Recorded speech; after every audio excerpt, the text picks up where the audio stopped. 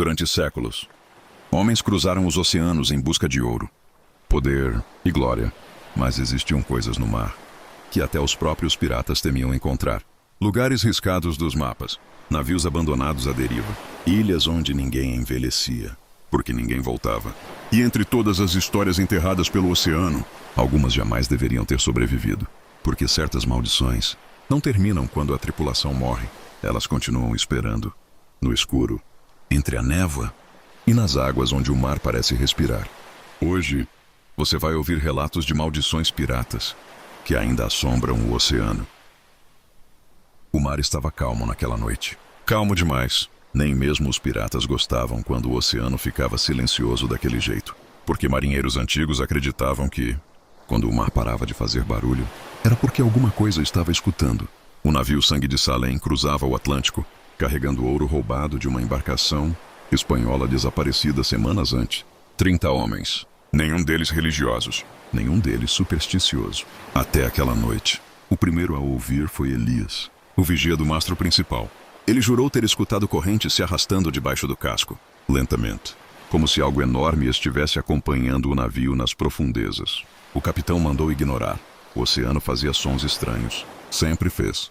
Mas então, as moedas começaram a aparecer molhadas, não com água do mar, com algo escuro, grosso, quase preto. Na manhã seguinte, encontraram marcas úmidas atravessando o convés, pegadas, longas demais para serem humanas. E o pior, elas terminavam exatamente diante da porta do porão onde o ouro havia sido guardado. Ninguém entrou lá naquela noite. Pelo menos, ninguém admitiu.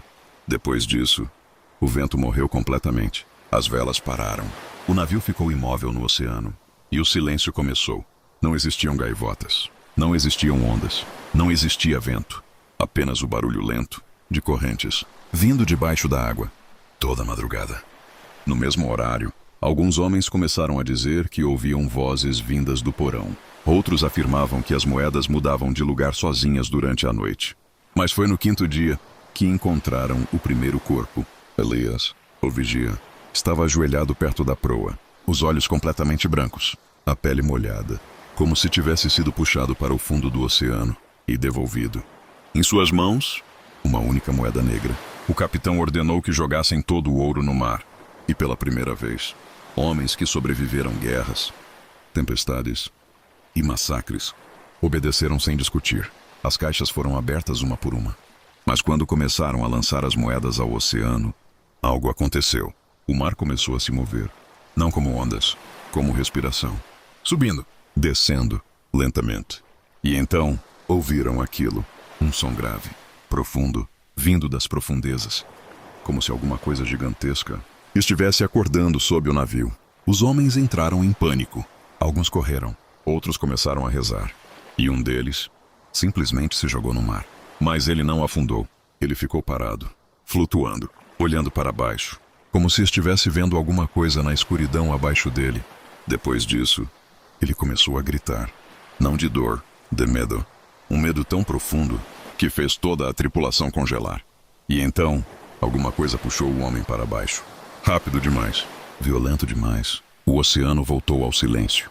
E naquela mesma noite, o Sangue de Salem desapareceu. Nunca encontraram destroços. Nunca encontraram corpos. Apenas um único objeto apareceu meses depois, boiando perto da costa portuguesa. Uma moeda negra, coberta por marcas estranhas. E segundo pescadores locais, quem tocava nela começava a ouvir correntes, vindas do fundo do mar. Depois do desaparecimento do Sangue de Salem, marinheiros começaram a evitar certas rotas do oceano, principalmente durante noites sem vento, porque histórias começaram a circular entre os portos. Histórias sobre um navio que aparecia na névoa, sempre silencioso, sempre observando. Diziam que ele não navegava, deslizava, como se o próprio mar o empurrasse. O nome do navio era Viúva Negra. E durante quase 50 anos, nenhum homem que entrou nele voltou igual. Alguns enlouqueceram, outros desapareceram semanas depois. E alguns simplesmente começaram a ouvir vozes vindas do oceano. O último relato conhecido veio de um mercador português chamado Tomás Vale. O diário dele foi encontrado dentro de uma garrafa, anos depois. A maior parte das páginas estava destruída pela água, mas uma delas ainda podia ser lida. Na terceira noite, vimos luzes no nevoeiro. Achamos que fosse outro navio, mas as lanternas não balançavam com as ondas. Elas permaneciam imóveis, como olhos. Segundo Tomás, a névoa ficou tão densa que o oceano desapareceu. Eles não conseguiam mais ver a água, nem estrelas, nem horizonte, apenas branco e silêncio. Então, o som começou.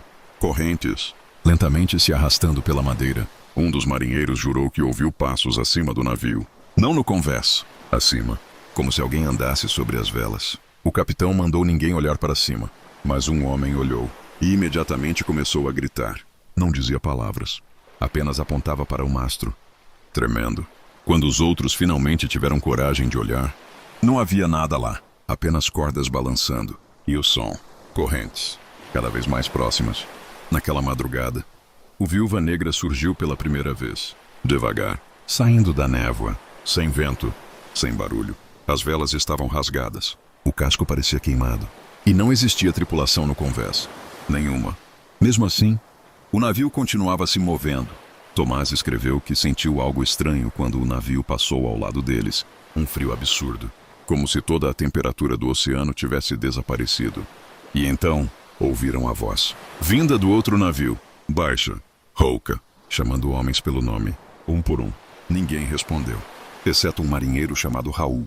Quando ouviu seu nome, ele caminhou lentamente até a borda do navio, como se estivesse hipnotizado. E então, sorriu, um sorriso vazio, sem medo, sem expressão, e se jogou no mar. Os homens correram para ajudá-lo, mas Raul não afundou.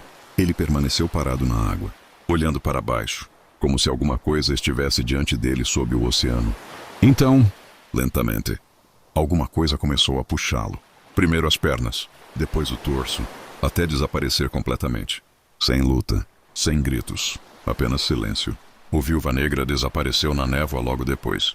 E naquela mesma noite, metade da tripulação começou a ouvir vozes dentro da própria cabeça.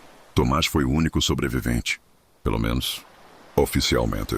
Porque pescadores afirmam que anos depois, um homem molhado aparecia nos portos durante madrugadas de neblina, sem envelhecer, sem falar, apenas observando o mar. E segundo os relatos, quando a névoa ficava mais espessa, ele começava a sorrir. No porto de Santelmo, existia uma regra que todo marinheiro conhecia: nunca aceitar mapas vindos do mar, principalmente os que aparecem molhados, sem ninguém por perto. A superstição era antiga, tão antiga que ninguém mais lembrava como começou. Mas os pescadores diziam que certos mapas não levavam até tesouros, levavam até lugares que deveriam permanecer escondidos. O relato mais conhecido aconteceu em 1718, com um capitão pirata chamado Esteban Morvat, um homem cruel, violento e conhecido por nunca sentir medo, até encontrar o mapa. Segundo os registros, ele apareceu preso nas redes de pesca durante uma madrugada de tempestade. O papel parecia novo, mesmo vindo do oceano. Não rasgava, não molhava, e havia apenas uma marca desenhada nele, uma ilha, sem nome, sem rota, sem qualquer anotação. Apenas um símbolo estranho no centro, um olho. Esteban decidiu seguir o mapa imediatamente, porque homens como ele acreditavam que todo mistério escondia ouro. Durante dias, o navio navegou normalmente, até o oceano mudar. Primeiro, vieram os pássaros mortos, centenas deles, boiando na água. Depois, os peixes desapareceram. E por fim, o vento morreu. O navio ficou parado no oceano, sem correnteza, sem ondas, sem som. Alguns homens começaram a ouvir sussurros durante a noite. Outros diziam enxergar pessoas caminhando sobre a água ao redor do navio. Mas ninguém enlouqueceu mais rápido que o próprio Esteban. Ele parou de dormir.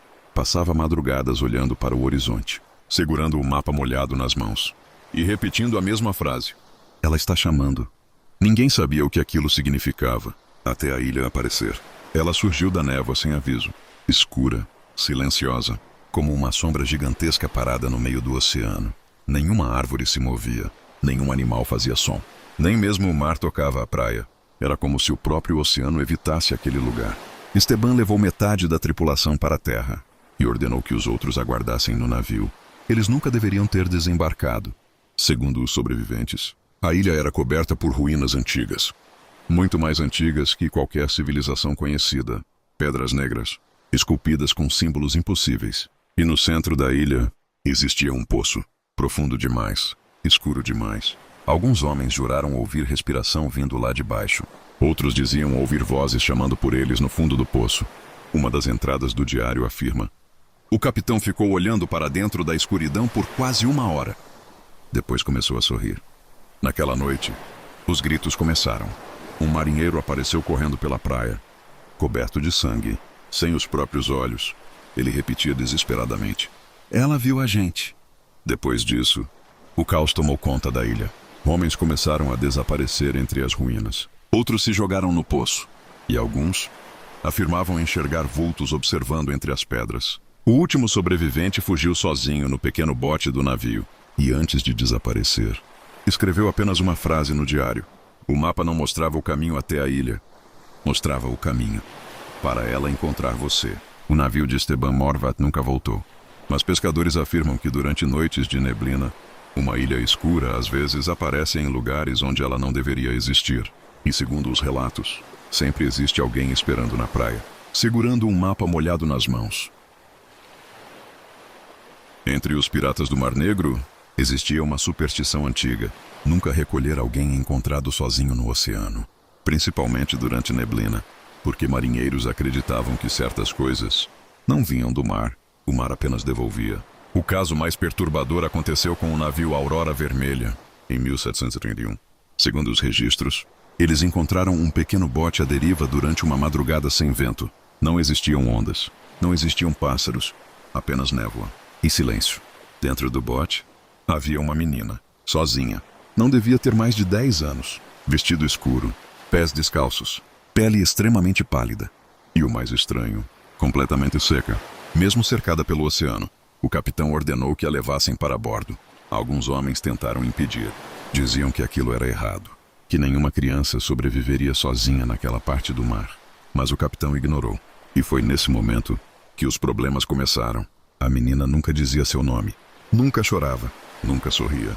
Apenas observava o oceano, durante horas, imóvel, como se estivesse esperando alguma coisa surgir das águas. Alguns tripulantes afirmavam vê-la andando pelo convés durante a madrugada, descalça, sem fazer barulho. Outros juravam que ela aparecia em lugares impossíveis. Um homem disse ter visto a menina parada no mastro principal, olhando o mar, no meio de uma tempestade. Outro afirmou que acordou durante a noite e encontrou pegadas molhadas no teto da cabine, pequenas, como pés infantis. O capitão tentou manter a disciplina, mas o medo começou a se espalhar pelo navio. Até a terceira noite, foi quando ouviram o canto, baixo, distante, vindo do lado de fora do navio. Não parecia humano, mas também não parecia animal. Alguns homens taparam os ouvidos imediatamente. Outros começaram a chorar sem entender por quê. E a menina sorriu pela primeira vez, lentamente, enquanto olhava para o oceano. Naquela madrugada, o primeiro marinheiro desapareceu. Sem luta, sem sangue, apenas pegadas molhadas levando até a borda do navio. Depois outro desapareceu. E mais outro. Até que os homens começaram a trancar as próprias cabines. Alguns rezavam, outros enlouqueciam.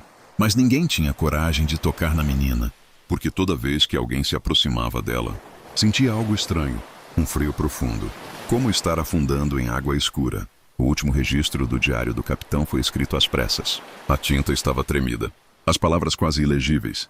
Ela não entrou no navio. Ela trouxe o navio até eles. Depois disso, o Aurora Vermelha desapareceu completamente, sem destroços, sem sobreviventes. Apenas uma história continuou circulando entre pescadores. Dizem que durante madrugadas de neblina, um pequeno bote ainda aparece à deriva em certas partes do oceano.